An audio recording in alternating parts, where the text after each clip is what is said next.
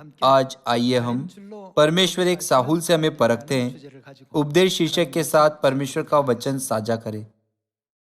पुराने नियम में नबी आमोस ने एक दर्शन में देखा कि परमेश्वर अपने हाथ में एक साहुल लेकर खड़े हैं। जब एक घर बनाया जाता है तो एक साहुल लटकन का उपयोग किया जाता है। साहुल लटकन से जुड़ी रस्सी को साहुल सूत्र कहा जाता है।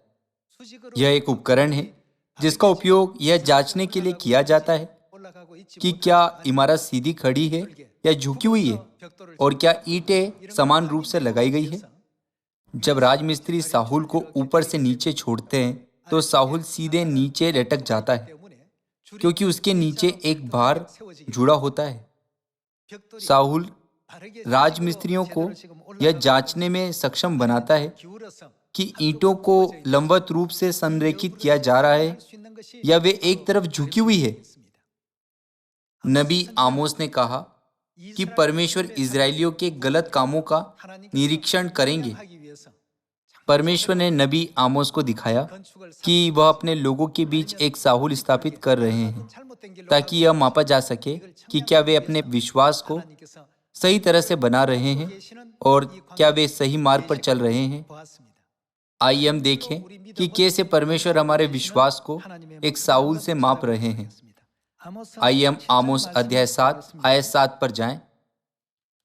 उसने मुझे यह भी दिखाया, मैंने देखा कि प्रभु साहुल लगाकर बनाई हुई किसी दीवार पर खड़ा है और उनके हाथ में क्या है? उसके हाथ में साहुल है।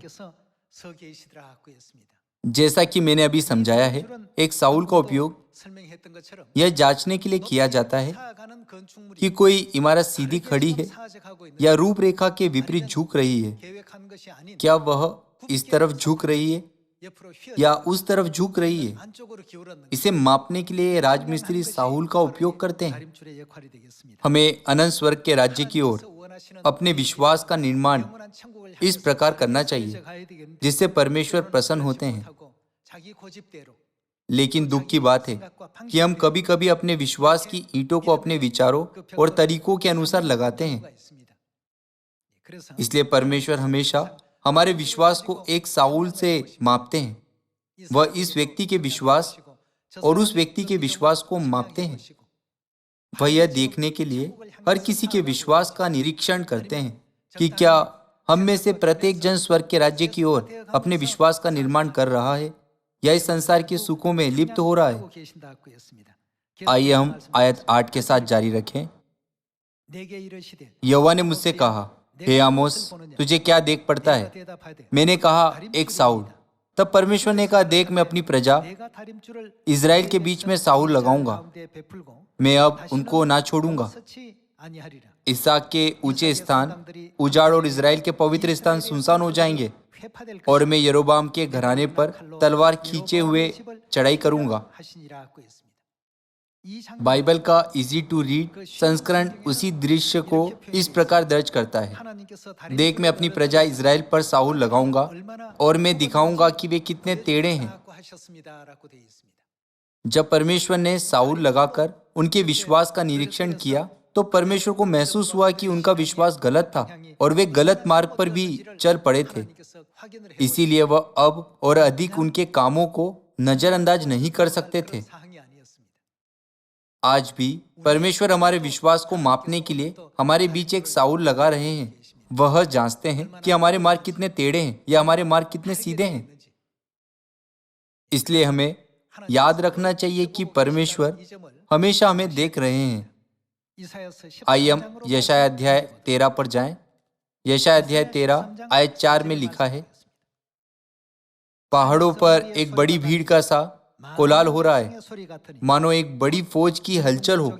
राज्य राज्य की इकट्ठी की हुई जातियां हलचल मचा रही है। सेनाओं का यहोवा युद्ध के लिए क्या कर रहा है? अपनी सेना इकट्ठी कर रहा है। नबी यशायाह ने इकट्ठी करना शब्द का उपयोग किया और नबी आमोस ने इसे साहुल लगाने के रूप में वर्णित किया। उन दोनों का एक ही अर्थ है। हमें जांच करनी चाहिए कि क्या हमारे पास पर्याप्त विश्वास है और क्या हमारा विश्वास सीधा बढ़ रहा है, या क्या हम स्वर्ग की ओर जाने का दावा करते हुए संसार की ओर झुक रहे हैं। यशाया अध्याय 13 में नबी यशाया के कहने का अर्थ था कि यह देखने के लिए कि क्या वे परमेश्वर की इच्छा पर चल रहे हैं या नहीं, परमेश्वर आत्मिक रूप से स्वर्गीय सेना के विश्वास का निरीक्षण कर रहे हैं। आइए हम मत्ती अध्याय 7 आयत 21 पर जाएं। जो मुझसे हे प्रभु कहता है, उनमें से हर एक स्वर्ग के राज्य में प्रवेश ना करेगा, परंतु केवल कौन प्रवेश करेगा? वही जो मेरे स्वर्गीय पिता की इच्छा पर चलता है। परमेश्वर यह देखने के लिए अपने लोगों का निरीक्षण करेंगे कि क्या वे परमेश्वर की इच्छा पर चल रहे हैं या नहीं। नबी आमोस ने परमेश्वर के निरीक्षण को एक साउल लगाने के रूप में वर्णित किया और नबी यशाया ने इसे एक सेना इकट्ठा करने के रूप में वर्णित किया। मत्ती अध्याय 7 में लिखा है, केवल वही जो मेरे स्वर्गीय पिता की इच्छा पर चलता है स्वर्ग के राज्य में प्रवेश करेगा। परमेश्वर क्या कहते हैं कि वह संसार के सभी लोगों में से उन लोगों को खोजने के लिए क्या करेंगे जो परमेश्वर की इच्छा पर चलते हैं। वे कहते हैं कि वह उनकी परीक्षा लेंगे। क्या परीक्षा यह निर्धारित करने के लिए नहीं दी जाती है कि कोई इसे पास करेगा या नहीं?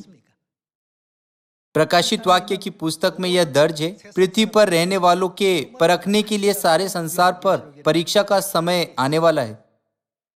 इस तरह परमेश्वर उन्हें ढूंढते हैं जो परमेश्वर की इच्छा पर चलते हैं। कभी कभी परमेश्वर हमारे कर्मों को परखते हैं और कभी कभी हमें जो कहते हैं परमेश्वर उसे परखते हैं। कभी कभी परमेश्वर हमारे विश्वास को परखते हैं। कभी कभी परमेश्वर हमारी मानसिकता को परखते हैं। एक साउल का उपयोग करके परमेश्वर इन सभी चीजों को एक एक करके मापते हैं। अब परमेश्वर का अनंत राज्य निकट आ रहा है। हमें यह देखने के लिए खुद को जांचना चाहिए कि क्या हम स्वर्ग के राज्य तक पहुंचने के लिए विश्वास की पर्याप्त ईंटें जमा कर रहे हैं या नहीं।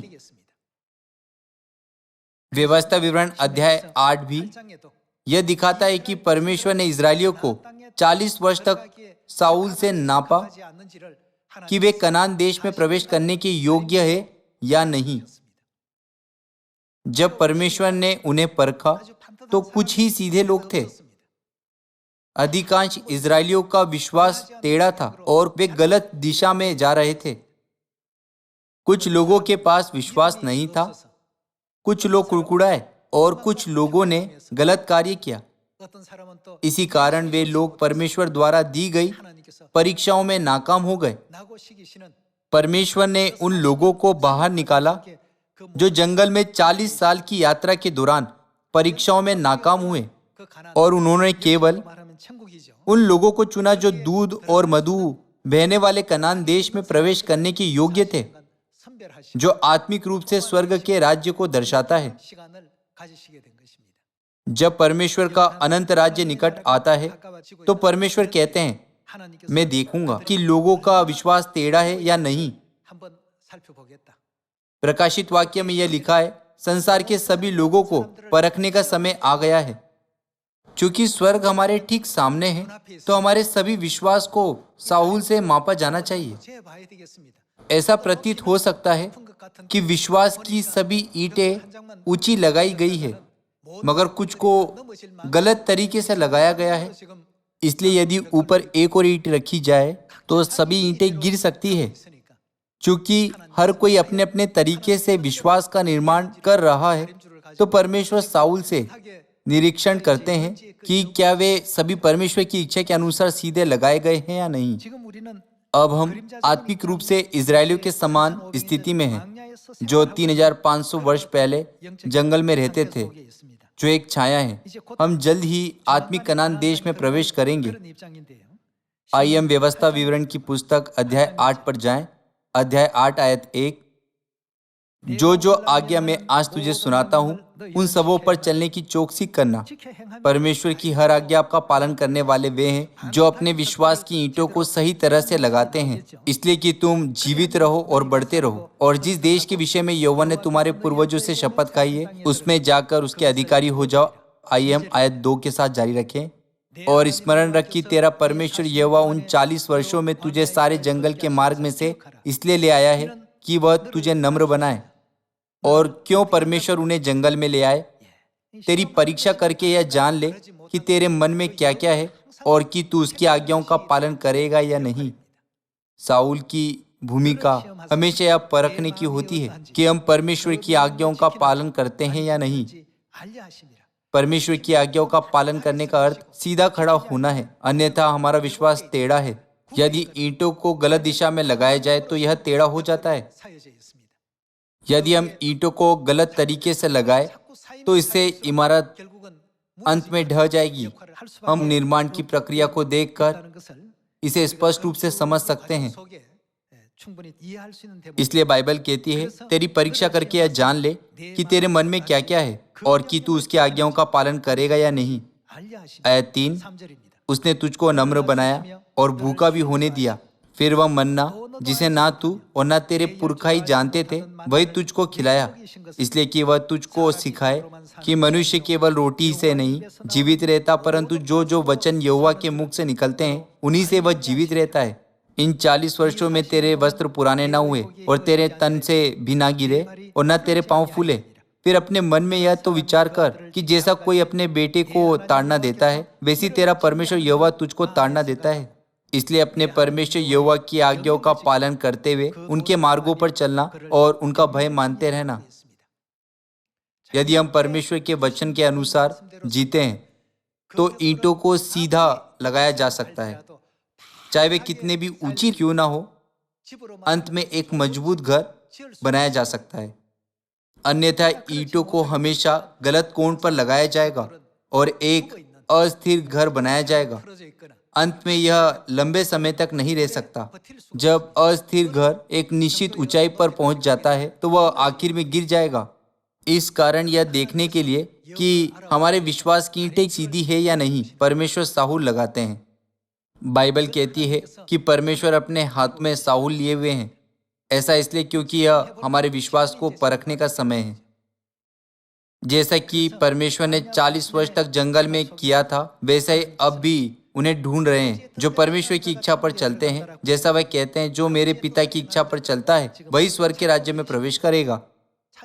इन लोगों को ढूंढने के लिए परमेश्वर कभी कभी हमारी परीक्षा करते हैं, कभी कभी कठिनाइयों से गुजरने देते हैं, कभी कभी हमें नम्र बनाते हैं और कभी कभी हमें ऊंचा उठाते हैं। जब हमें ऊंचे पद पर रखा जाता है तो हम आसानी से अभिमानी हो जाते हैं। जब हमें निचले पद में रखा जाता है तो हम आसानी से शिकायत करते हैं। वह कभी कभी हमें ऊंचा करते हैं और कभी कभी हमें नम्र बनाते हैं। वह कभी कभी हमें भूखा रहने देते हैं या हमें प्रचुरता में जीने देते हैं। परमेश्वर ने कहा कि वह यह जानने के लिए हमारी परीक्षा लेंगे कि विभिन्न स्थितियों और परिस्थितियों में हमारे मन में क्या है। हमें स्वयं से सवाल पूछना चाहिए, इस वर्ष जब परमेश्वर ने एक साउल से मुझे मापा तो क्या मैं संसार की ओर झुका हुआ हूँ? क्या मैं टेढ़ा हूँ या मैं स्वर्ग के राज्य की ओर सीधा खड़ा हूँ? मैं परमेश्वर की आंखों में कैसे दिखता हूँ? यदि हम कुछ गलत करते हैं तो हमें सुधार करना चाहिए। यदि हमें किसी प्रकार की कमी है तो हमें परमेश्वर की इच्छा के अनुसार भर जाना चाहिए। अब आइए हम भजन संहिता अध्याय 26 आयत 2 पर जाएं। हे यहोवा, मुझको जांच और परख। राजा दाऊद ने यहोवा को क्या करने के लिए कहा? मेरे मन और हृदय को परख। क्या मैं अब परमेश्वर की इच्छा का पालन कर रहा हूँ? मैं स्वयं इसे नहीं जानता। यदि मैं थोड़ा भी टेढ़ा हूँ तो कृपया मुझे तुरंत सुधारिए। हे परमेश्वर, यदि मैं सीधा नहीं हूँ तो एक साहुल लगाकर कृपया स्वर्ग के राज्य की ओर अपने विश्वास की ईंटों को सही तरह से रखने के लिए मेरा मार्गदर्शन कीजिए। क्योंकि दाऊद के पास यह मानसिकता थी तो परमेश्वर ने कहा, तुम मेरे मन के अनुसार मिल गए हो, मैं तुमसे बहुत प्रसन्न हूँ। बाइबल दाऊद को परमेश्वर के मन के अनुसार एक व्यक्ति के रूप में दर्ज करती है। परमेश्वर ने दाऊद के बारे में इस तरह से व्यक्त किया, तुम्हारे विश्वास को हमेशा परमेश्वर पर केंद्रित देखकर तुम मेरे मन के अनुसार और मेरे मन के अनुरूप मिल गए हो। आइए हम प्रकाशित वाक्य अध्याय 2 पर जाए। अध्याय 2 आयत 23। 2장 23절의 말씀 보시면 मैं उनके बच्चों को मार डालूंगा, तब सब कलीसियाएं जान लेगी कि परमेश्वर क्या परखने वाले हैं। हृदय और मन का परखने वाला मैं ही हूं, और मैं तुम में से हर एक को किसके अनुसार परमेश्वर बदला देंगे, उनके कामों के अनुसार बदला दूंगा। परमेश्वर लोगों का उनके बाहरी दिखावे से न्याय नहीं करते, बल्कि हमेशा उनके हृदय और मन को परखते हैं। यदि इस समय हमें परमेश्वर की साहुल से मापा जाए, तो हमारा विश्वास अनंत उद्धार के लिए अपना आभार खोए बिना स्वर्ग की ओर बढ़ते हुए पाया जाना चाहिए। मैं वास्तव में आशा करता हूं कि हम सभी ईंटों को सीधा लगाकर विश्वास का घर बनाने में सक्षम होंगे। परमेश्वर हमेशा परखते हैं कि हमारे हृदय में क्या है और हमारे मन में क्या है। जब पिता और माता ने दाऊद के हृदय और मन को जांचा, तो वह हमेशा धर्मी और पवित्र पाया गया। इसलिए परमेश्वर ने कहा, तुम मेरे मन के अनुसार मिल गए हो। ठीक जैसे परमेश्वर ने दाऊद का वर्णन इस प्रकार किया है, वैसे हमें भी ऐसे बेटे और बेटियां बनना चाहिए जिन पर परमेश्वर को गर्व हो। कृपया यह ना भूले कि परमेश्वर हमेशा वह परखते हैं जो हमारे हृदय और मन में है। आइए हम पहला शामुएल अध्याय 16 आयत 7 पर जाए। परंतु यहोवा ने शामुएल से कहा, ना तो तू उसके रूप पर दृष्टि कर और ना उसके कद की ऊंचाई पर, क्योंकि मैंने उसे अयोग्य जाना है। क्योंकि यहोवा का देखना मनुष्य का सा नहीं है।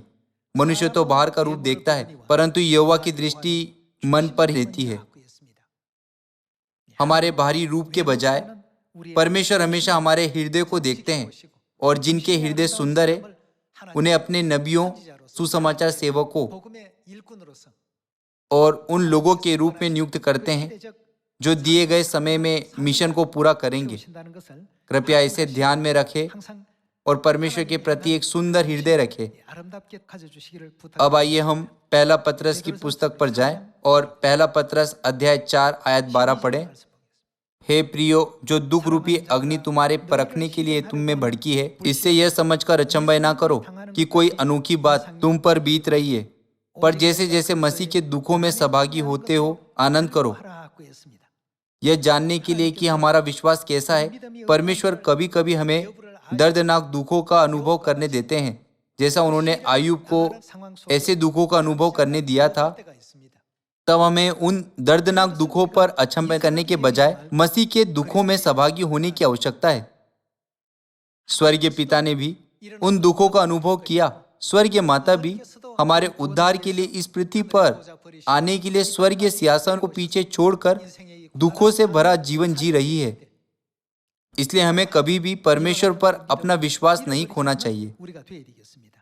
चूंकि हमारे विश्वास को मजबूत करने के लिए दुख दिए जाते हैं, इसलिए हमें यह समझकर अचंभा नहीं करना चाहिए कि कोई अनोखी बात हम पर बीत रही है। सभी लोगों दुख विपत्तियों से अलग होते हैं। दर्दनाक दुख अपराधियों के लिए विपत्ति है जो दंड के रूप में दी जाती है, लेकिन दुख उनके लिए विपत्ति नहीं है जो परमेश्वर पर विश्वास रखते हैं, क्योंकि उनमें उनके विश्वास को दृढ़ करने की परमेश्वर की इच्छा और आशीष होती है।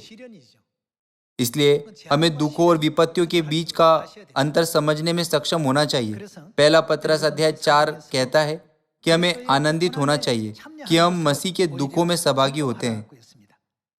कभी कभी सदस्य मुझसे पूछते हैं, हम परमेश्वर पर विश्वास करते हैं, फिर हमें मुश्किलों का सामना क्यों करना पड़ता है? क्योंकि हम परमेश्वर पर विश्वास करते हैं तो हमें केवल आशीषित होना चाहिए। हम विपत्तियों का अनुभव क्यों करते हैं? जो लोग परमेश्वर पर विश्वास करते हैं वे विपत्तियों के अधीन नहीं होते। हम केवल परमेश्वर की आशीषों को प्राप्त करने के लिए दुखों से गुजरते हैं। हम दुखों और परीक्षाओं से गुजरते हैं, लेकिन वे विपत्तियां नहीं हैं। आइए हम याकूब अध्याय 1 आयत 14 पर जाएं। परंतु प्रत्येक व्यक्ति कब परीक्षा में पड़ता है, अपनी ही अभिलाषा से खींचकर और फंसकर परीक्षा में पड़ता है। फिर अभिलाषा गर्भवती होकर पाप को जनती है और पाप जब बढ़ जाता है तो मृत्यु को उत्पन्न करता है। भले ही हम सत्य में हैं, लेकिन यदि कोई सदस्य है जिनका विश्वास कमजोर हो जाता है या जो स्वर्ग की आशा से अधिक सांसारिक अभिलाषाओं में खींचे चले जाते हैं या जिनके कार्य सत्य की शिक्षाओं के अनुरूप नहीं होते, तो परमेश्वर कभी कभी उन्हें परीक्षा देते हैं क्योंकि वह उनकी आत्माओं पर दया करते हैं और उन्हें बचाना चाहते हैं।